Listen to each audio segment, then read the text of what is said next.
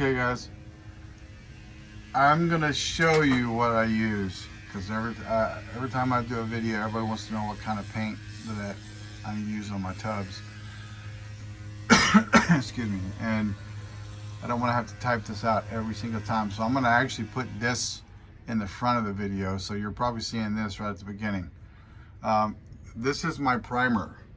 This is my bonding agent. This is what I wipe on the tub before I spray my primer. This is from Integrity. Back out of it. This is from Integrity. Integrity, I think it's just Integrity Tub Coatings or integrity.com, but you can look them up. This is the white primer base. This is the catalyst. This is a 1-to-1. And then you have a reducer that I forget the name of the reducer, but it's just a reducer to reduce this down. And then you spray this after you wipe down your tub. You spray this 2 to 3 coats, depending on how thin you make it and what you're trying to cover. I'm going to have to cover the paint a little bit, so I'm going to use about 3 coats of this. After I let this set up, because I'm also spraying the countertop. Now the countertop is going with our white sands multi-spec. So I'm gonna let this set up a little bit, tack out before I spray my multi-spec. Because if you do it too fast, it's what I call lake bed. Have you ever seen a dry lake bed where you have all the little cracks in it? It can do that if you put that, spray the stone on too wet. This is from Hawk Laboratories. Catalyst and reducer. This stuff, it's 2 parts, or I'm sorry, it's 4 parts of the resin, which is their low, but it's their high gloss, but it's their ISO-free plus low. This is their catalyst. This is 1 part catalyst, and then this is 2 parts reducer. Mix that up really well, and then you go to spraying. So this is the company, Hawk Research Laboratories. Now you have to use an HVLP gun to get the best results from this. It's a little thicker than automotive paint, but it turns out to be beautiful and like glass. So I'll show you what it looks like after. Okay everybody. You know, I wasn't going to do a video on this tub because it's just a tub and tile, but it was painted before, which I'll post a picture of the paint bubbled up on it. All the black underneath it was, I don't know, they used some kind of a power tool with something on it that caused it to burn. But you can see all the black marks. No big deal, you know. I started cleaning this and I thought, you know what, I better do a video real quick. The reason I'm doing a video is because of the repairs. You never know what you got until you get the paint off of it. So I'm gonna have to cut this out, repair that, cut this out, repair that. And let's see if I can get you in here to see this. And we're gonna have to repair all of that where the tub has rusted out. Sorry about that, I hit the button. You can see all that's gone. That all has to be repaired.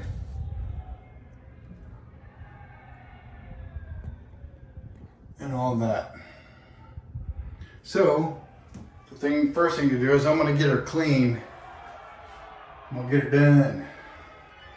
Then I'll pull this toilet out so I can get over there. And once I get it repaired, I'll try to show you some of the repair in the video, tell you how I did it. And then we'll get her all taped up, papered, ready to go, and get her sprayed. We're gonna spray the whole thing white. So, nothing fancy today, but I'll bring you back. Okay. We could not leave the, pull the toilet and leave the angle stop off all night, or turned off, because it leaked a little bit. So they came in this morning at 7:30 and they pulled the toilet and put a new angle stop on. Now we can get in here. You can see our problem here. Okay. And then of course that has to be fixed. That was rebuilt once before. That's got to be fixed. This has to be fixed.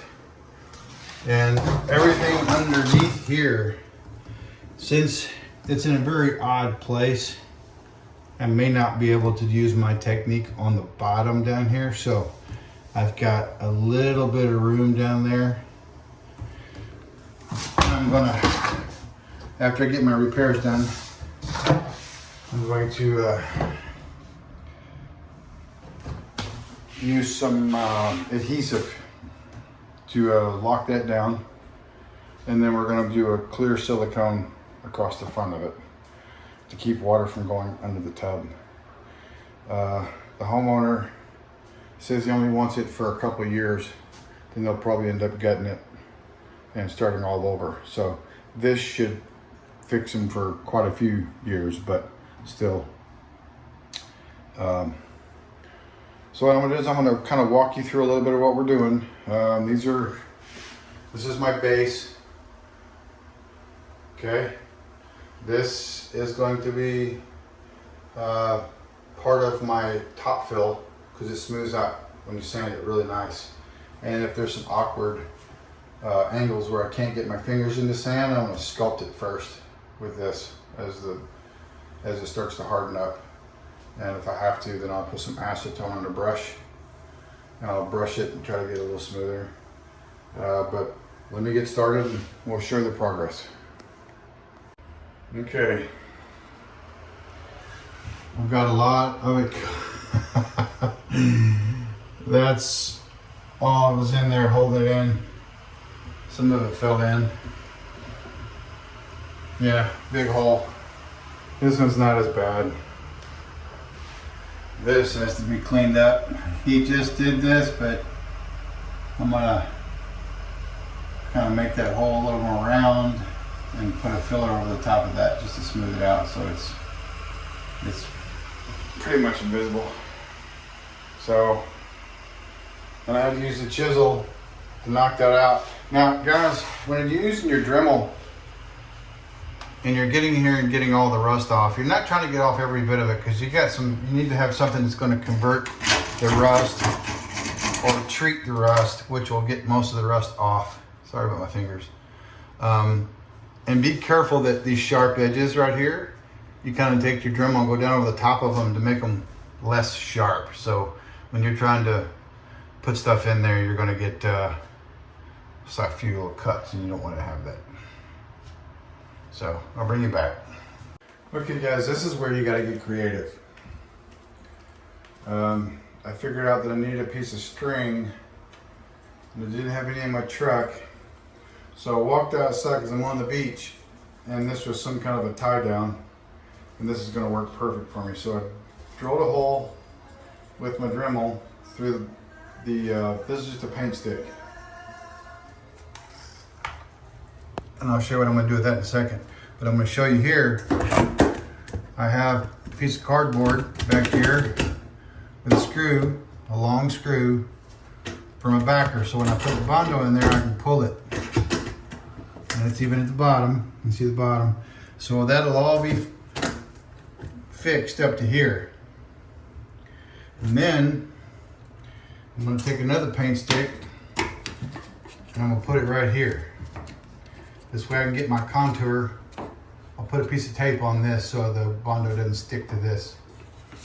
And then I'll Bondo all the way across to fill in this right here. Okay? And then once this has a base on here, then I can fix this up here. Then I can sand it all down, get it all nice and slick. Underneath, my paint stick's gonna go in there with my trusty string on it, on the end, so I can pull it tight So when I pull it tight, I'm going to tie it right here. So it keeps it tight. So I can actually just fix that without having to use that strip, this big strip here. So we're going to attempt that, see if that works. I'll bring you back. Okay, just to show you, that's how I did that. Now what I did is, like I told you, I put that paint stick behind it to give me a backer. Now this stuff is going to harden extremely hard. Now before it does harden up, you're going to have a little bit of Bondo that's going to drip right here. When you smear it, you'll take your razor knife and just gently cut into it like this. So you have a break line. And then you go back and you clean up this excess before it gets hard. Okay? Because you're going to put another coat on here. And you get all that, and then you brush it away. That way you have a clean slate. It's looking pretty good so far, but I just wanted to give you an idea how I did this. Oh, another thing too. Where'd it go? I cut my Bondo spreader just to it fit right here, and then I just spread it on like that. I used another paint stick to push the stick back a little bit so I get Bondo between the on the back side of this metal. So I pushed it in a little bit, squeegeed some of the Bondo in there, and let go. So it sandwiched it behind this metal all the way down. So once I just walked all the way down it, and then now it's a little low right here. So I'm going to go back with another coat and just smooth it out. Just smooth it out. Now it's going to be a little difficult to do some sanding in there, but before I put the next coat on, I'm going to let it harden up really good because I got to cut my string so I can fill that hole that the string is in. So that's going to be my next step once it hardens up, and then I'll bring you back. Okay. That's done, just got to lightly sand it out. Okay, but I had a little bit of a gap here that I needed to fill, so we did the same thing, and I put another stick behind it, and I'm going to fill that real quick, so then that'll give me a base at the bottom, a support for my cardboard that's going to go in there, and then I can fill all that out, make it nice and smooth, level. So same technique, and then we'll move on to the top. Okay, bring it back. Okay, here's another quickie.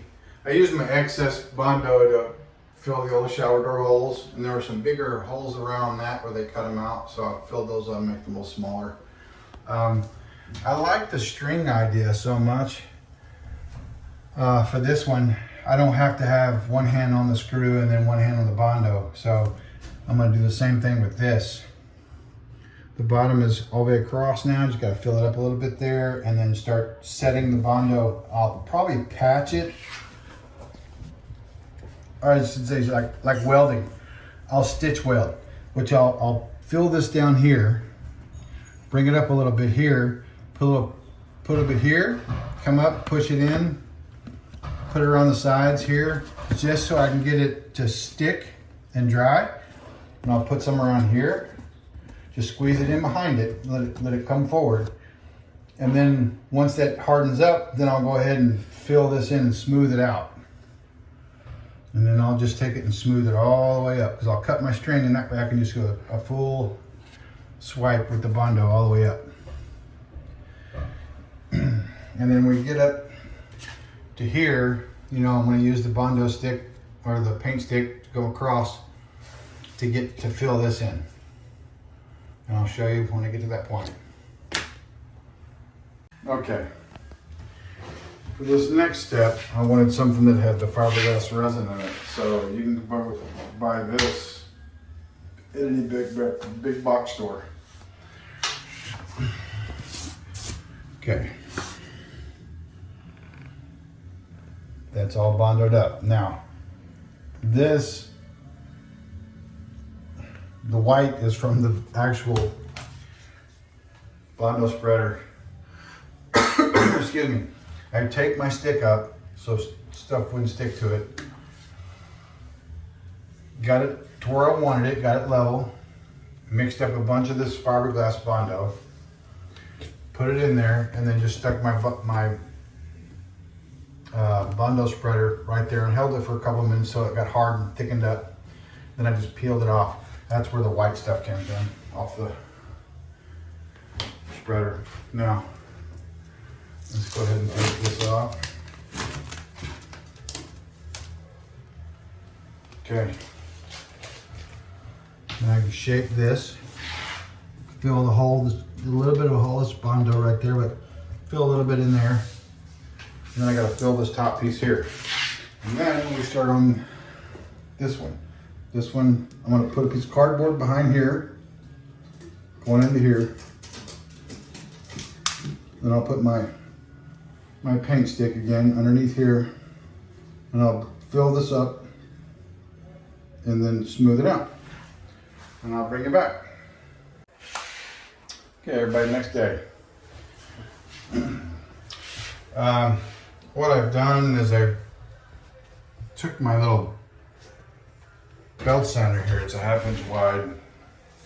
It's got an 18-inch belt on it. So you can see it. You get these at Amazon. You can get them at Home Depot. No, but I got the powered one because, you know, the ones that I use on my truck and stuff is all air. But what I did was I ran this, flipped this over, and ran it up and down. Just take some of the bulk out, so I have more of a smoother, you know, without having to get my fingers in there and sand. Now I'm gonna have to do some sanding, but this worked really well to get some of the bulk out. And then once I do get the bulk out, then I'm gonna go back with the white polyfill that I showed you earlier, and then smooth it out, which it serves two purposes, because it'll fill all the little pinholes and stuff that are in the Duraglass, or Dynaglass, which is a Duraglass, I think. And then it's white, so it means less paint, less primer, having to cover this dark area versus the white tub. Now the pink is already, it's hard to cover, believe it or not. But once I put the white on, the primer on, then the white, it'll be all nice and even color-wise. So we got a little bit of work, a little bit of sanding, a little bit of repair to do today. We're gonna get cleaned up, taped up, and sprayed. And I'll show you the steps, and I'll show you the paint. And I'll bring you back. Okay, I put the first coat of the polyfill on it. Already looks better. Now I just gotta sand it out, make it smooth. Fill in all the pinholes, make sure everything's level and smooth, and then I'll start working on the rest of it, and then clean it up and tape it up and spray it. I'll show you what it looks like after. Okay. Repair on the overflow. Repair on the drain. Sand those out, and we should be ready to start cleaning. Okay guys, final product here. This is the stone, the multi-spec. So you can get a picture of that. It's multi-spec.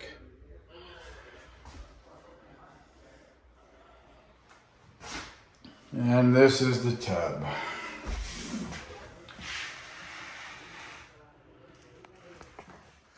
So I can get down here.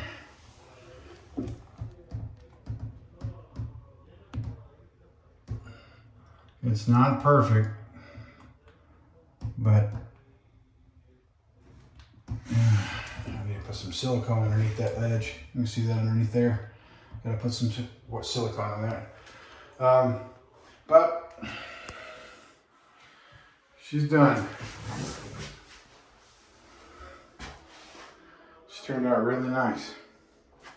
A lot of work, but looks good.